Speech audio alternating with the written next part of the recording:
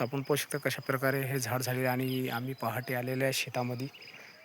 पाहू शकता तुम्ही हे बघा. आणि संत्र्याला शेणखत टाकणे चालू आहे.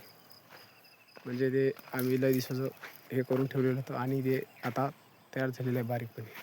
हे बघा अशा प्रकारे हे फळं म्हणजे नवीन हे लागलेले आहेत. तर सातपुड्याच्या पायथ्याशी टुंकी गाव येथे हे सफरचंद लागलेले आहेत. म्हणजे बाग आहे आपण पाहू शकता. आणि प्रत्येक सफरचंदांची क्वालिटी पण पाहू शकता. हे बघा म्हणजे क्वालिटी व्हायला त्याची झाडांची.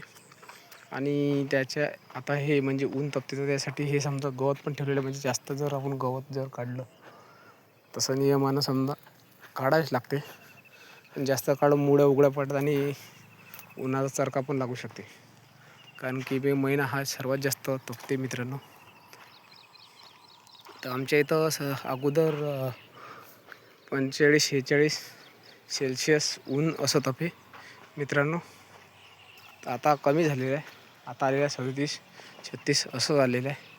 तरी पण दुपारच्या वेळेस भयानक तपते मित्रांनो.